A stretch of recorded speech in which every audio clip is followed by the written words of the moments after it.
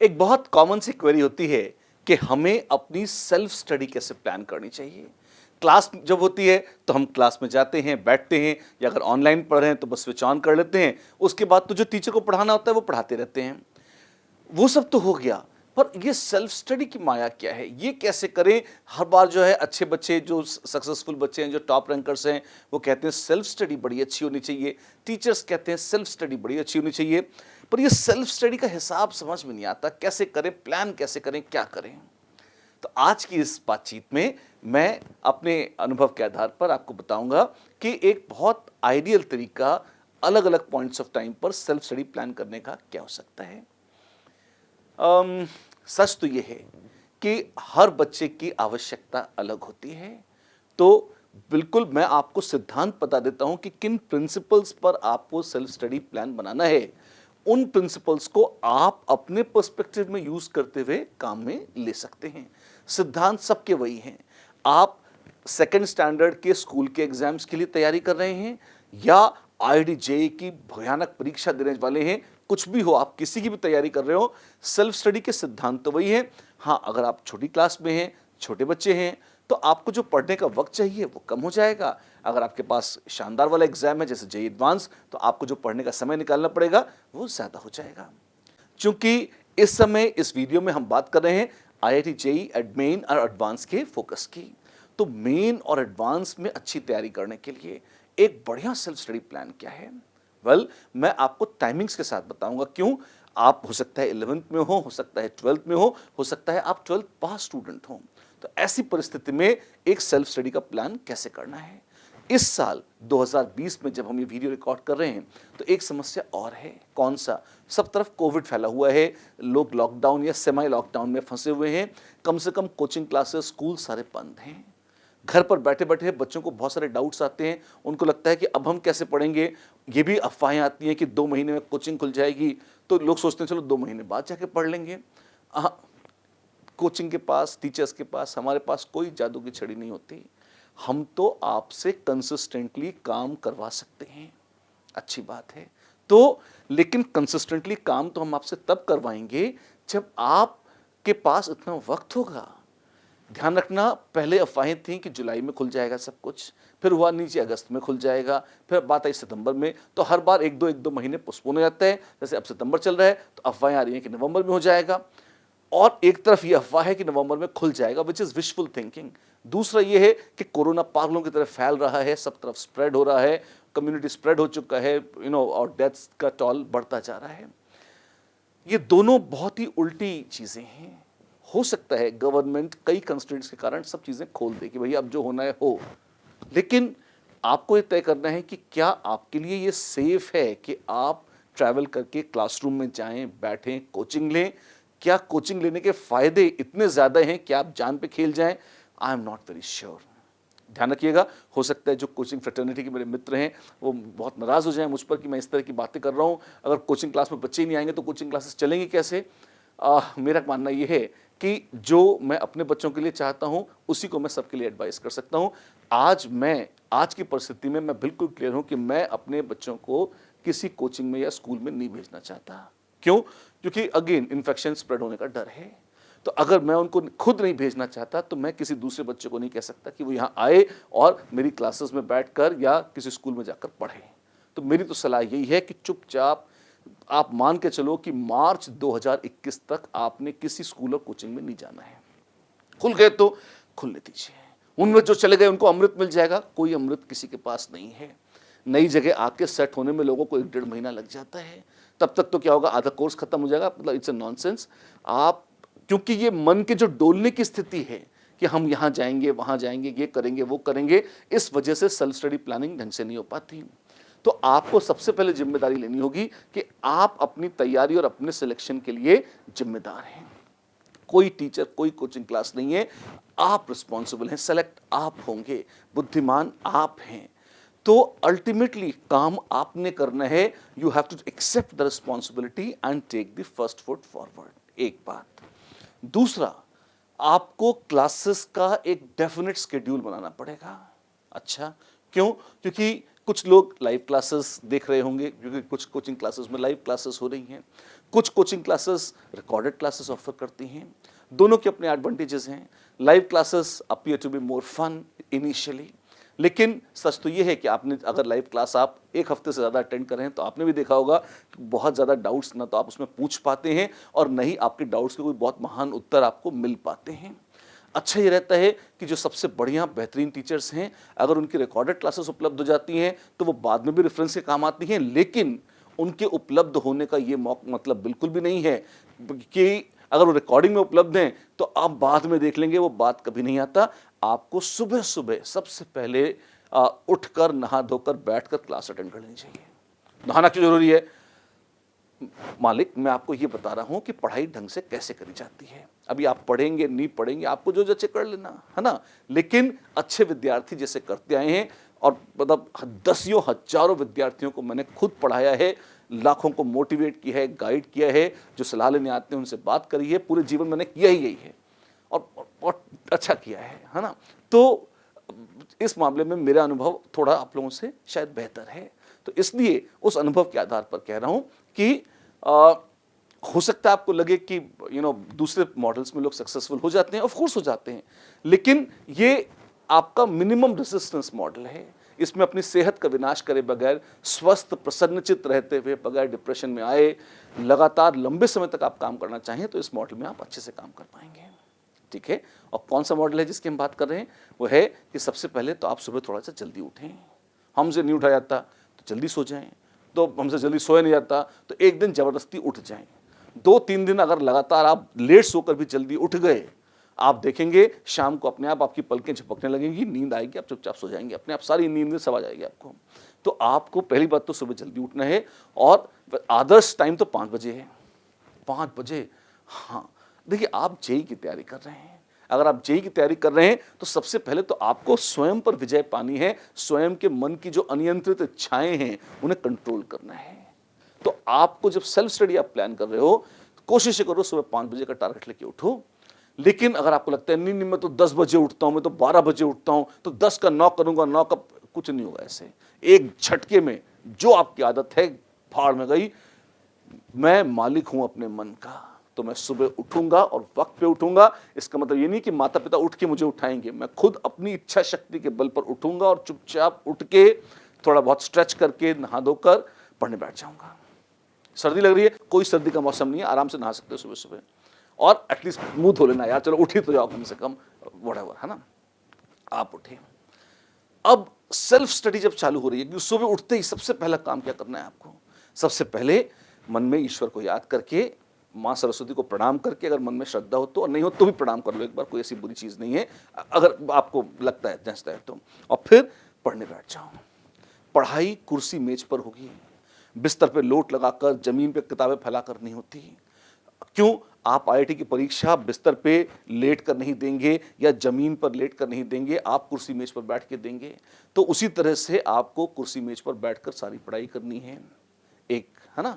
और आप एक सब्जेक्ट अगर उठाएंगे तो कम से कम 2 घंटे तक उसको चेंज नहीं करेंगे।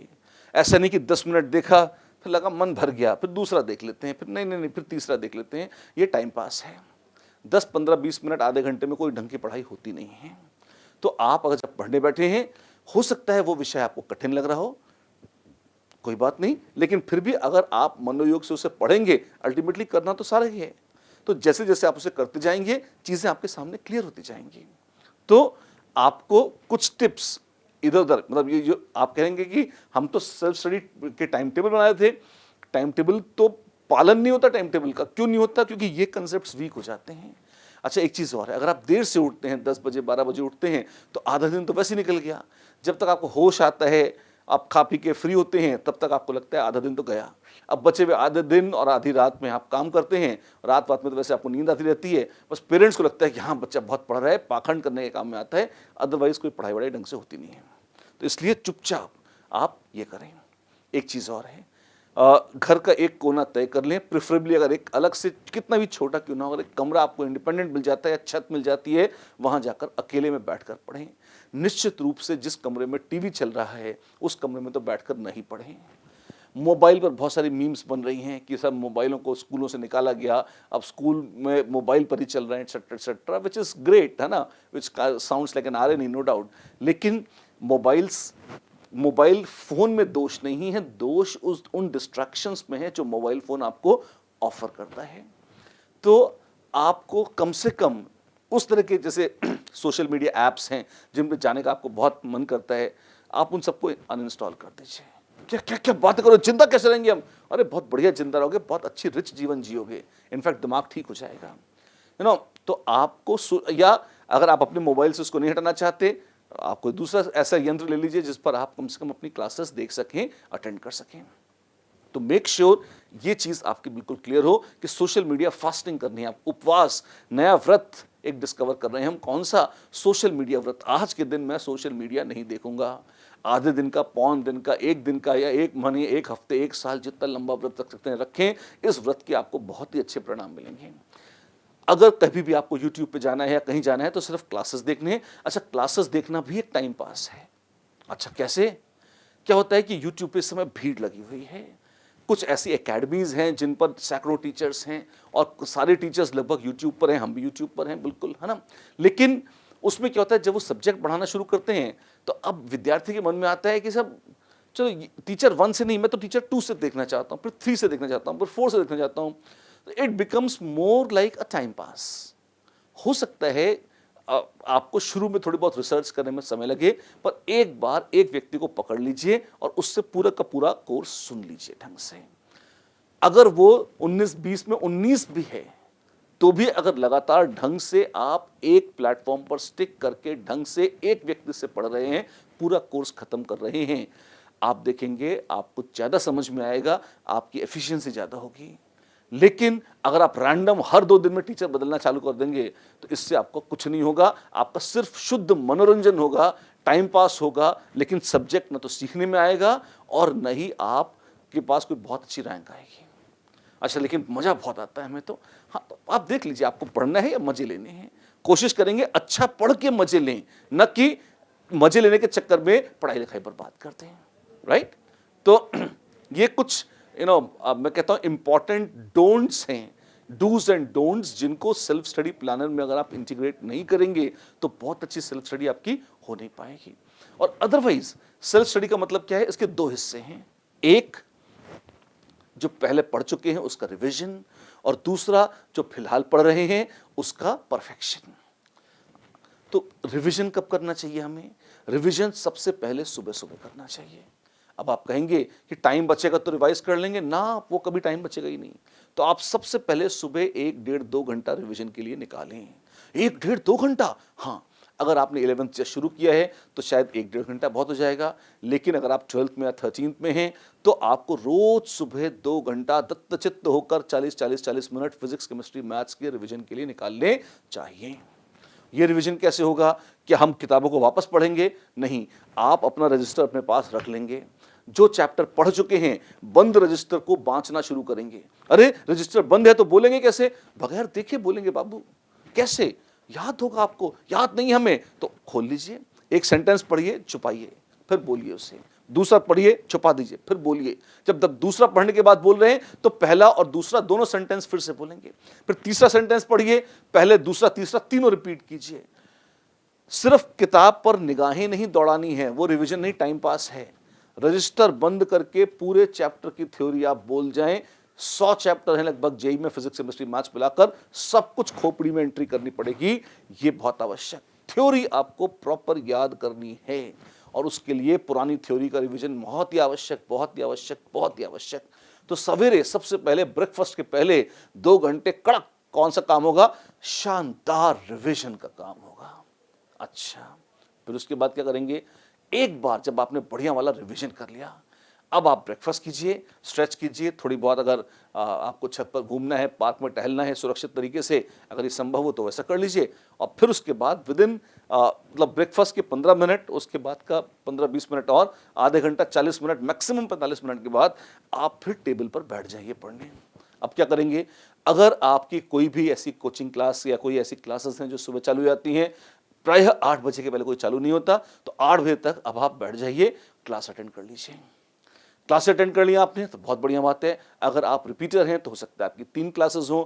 अगर आप फ्रेशर या फाउंडेशन कोर्स में हैं, मतलब 11th या 12th में हैं, तो हो सकता है आपकी 2 क्लासेस हों या एक ही हो, ये भी हो सकता है।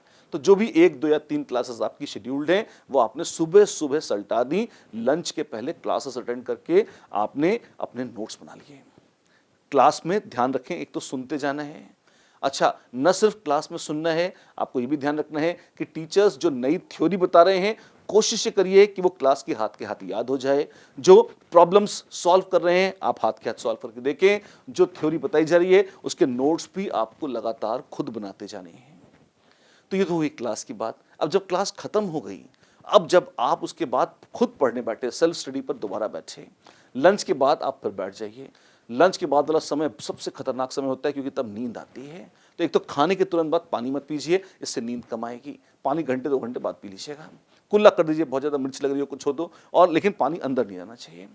अब आप क्या करेंगे, उसके बाद आपने जो क्लासेस अटेंड करी हैं, अब आप सबसे पहले क्लास अटेंड करने के बाद उसके थ्योरी के नोट्स खोलिए और वो थ्योरी के पॉइंट्स याद कर लीजिए। अच्छा, कैसे याद करेंगे? वही पढ़िए, छुपा लीजिए, बोलिए, फिर पढ़िए, छुपा लीजिए, पहला और दूसरा फिर से बोलिए। ऐसा करते करते पूरी थ्योरी आप एक बार बोल जाइए। नई डेफिनेशन, नए फॉर्मूले याद कर लीजिए। कितना वक्त लगेगा? 1 घंटे की क्लास अगर आपकी रही अभी ऑनलाइन, तो आपको कम से कम आधा से पौन घंटा उस सब्जेक्ट की थ्योरी को याद करने में लगेगा। अच्छा, तो ये थ्योरी याद करनी होगी। जी हाँ, यदि ये आधा पौन घंटा आप थ्योरी को दोबारा ढंग से याद नहीं करेंगे, यदि सीधे क्वेश्चन करने बैठ जाएंगे, आप मान के चलिए कि वो क्वेश्चन जो आपके आधे घंटे में होने थे, उसमें 1.5-2 घंटे आपके वैसे ही बर्बाद हो जाएंगे। क्यों? क्वेश्चन होंगे नहीं आपसे। आप ऐ हूं करते रहेंगे, टाइम पास करते रहेंगे। उतने टाइम में ढंग से पहले थ्योरी याद कर लीजिए। अब ये कर सकते हैं कि आपने एक सब्जेक्ट की थ्योरी याद करी और तुरंत उसके साथ उसके ऊपर बेस्ड क्वेश्चंस जो भी आपके इंस्टीट्यूट ने आपको दिए हैं, आप उन क्वेश्चंस को कर डालिए। अच्छा, इससे क्या होगा? थ्योरी पढ़ी, क्वेश्चंस करे। लगभग 2 घंटे का ये पैकेज है, जिसमें एक सब्जेक्ट की सेल्फ स्टडी आप कर सकते हैं। अगर क्वेश्चंस कम है आपके पास, तो हो सकता है पौन घंटा आपने थ्योरी पढ़ी है, तो आधे घंटे में क्वेश्चन हो जाए आपके, तो बहुत अच्छी बात है। तो एक सवा मैक्सिमम 2 घंटे, ये एक साइकिल है एक सब्जेक्ट को ढंग से पढ़ने की। अच्छा, 1.5 घंटा पकड़ लीजिए, है ना? फिर अगला 1.5 ब्रेक लीजिए। कितना? ब्रेक्स हमेशा 2-2, 3-3, 5-5 मिनट के हों, इससे ज़्यादा के नहीं हों। दोबारा बैठ जाइए। अब क्या करेंगे? अब दूसरा सब्जेक्ट पढ़ेंगे। अच्छा, इसी साइकिल में बिल्कुल अब क्या करेंगे? थोड़ा लंबा ब्रेक लीजिए, चाय पी लीजिए या दूध पी लीजिए, जो भी आपको श्रद्धा हो, बाहर घूमिए फिरिए, फिर बैठ जाइए। और बड़ा ब्रेक कितना होगा? 10 मिनट का हो जाएगा और फिर तीसरा सब्जेक्ट लीजिए। तो डेढ़ घंटा या 2 घंटे, यानी 4.5 से 6 घंटे की अब लंच के बाद सेल्फ स्टडी होगी और डिनर के पहले पहले ये काम निपटेगा। ये बहुत जरूरी है। डिनर हो गया सब, अब क्या करें? थोड़ा सा स्ट्रेच कर लीजिए, सांस ले लीजिए, थोड़ा माता पिता से बातचीत करिए, गप्पे मारिए, भाई बहनों से खेल खेल लीजिए, कुछ जो भी है ना, एक घर के माहौल में पार्टिसिपेट कर लीजिए। आप आधा घंटा, कोई इशू नहीं है, आधा घंटा, पौन घंटा, 1 घंटा, जो भी है। अब सोने का वक्त आ रहा है। सोने के पहले क्या करेंगे आप? सोने के जस्ट पहले जो थ्योरी आपने आज लर्न करी है, बहुत इंपॉर्टेंट है, आप उसे रिवाइज करें। रिवीजन का मतलब क्या हुआ? वही थ्योरी छुपा लीजिए और पूरी बोल के सुनानी है। अगर आपने आज पढ़ा हुआ रात में सोने के पहले रिवाइज नहीं किया, तो अगले दिन, और अगले दिन जब उठे हैं, उठने के तुरंत बाद फटाफट फटाफट फटाफट एक बार फिर से उसे रिवाइज कर लीजिए, बोल जाइए। अगर आपने ये साइकिल नहीं दोहराई, तो लगभग 70 से 80% जो आपने आज पढ़ा है, 2 दिन के अंदर अपने आप साफ हो जाएगा, खत्म हो जाएगा। तो आपकी जो सेल्फ स्टडी शेड्यूल है, जो मैंने बताया है, इसमें लगभग मैंने 8 घंटे की सेल्फ स्टडी रिकमेंड करी है। अगर आप IIT JEE एडवांस्ड के बिल्कुल सीरियस एस्पिरेंट हैं, तो और अगर आप 12th या 12th पास स्टूडेंट हैं, तो ये आपको ज़रूर करना चाहिए। आप कहेंगे कि जी इसमें तो हमारा पूरा टाइम निकल जाएगा, फिर हम नाचेंगे कब, हम गाएंगे कब? मालिक, कोई नाचना गाना नहीं है, चुपचाप बैठ के आपको साल भर पढ़ना है। 2021 में जेई है, बिल्कुल सर पर है, और 2021 में जेई कब होगा? जनवरी में होगा। मोस्ट प्रोबेबली नहीं होगा, कोई डेट नहीं आई है। मोस्ट प्रोबेबली जनवरी अटेम्प्ट की बजाय अप्रैल अटेम्प्ट ही एकमात्र जेई मेन का अटेम्प्ट होना चाहिए, ऐसा लगता है। तो आपके पास फिर भी मुश्किल 5 से 6 महीने हैं।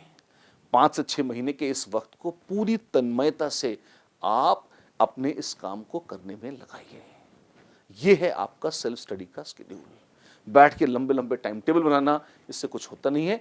आप सिंपली स्लॉट्स बना लीजिए, जो मैंने बताए हैं, एक में फिजिक्स, में केमिस्ट्री, एक में मैथ्स। जब जो अच्छा लगे, आपको लगता है आज मैथ्स का मन है, मैथ्स पहले कर लीजिए, आज केमिस्ट्री का मन है, केमिस्ट्री पहले कर लीजिए, वो आपकी श्रद्धा है। पर करने तीनों सब्जेक्ट रोज हैं, रोज का काम रोज, राइट। इसके साथ मुझे लगता है कि आपको मदद मिलेगी।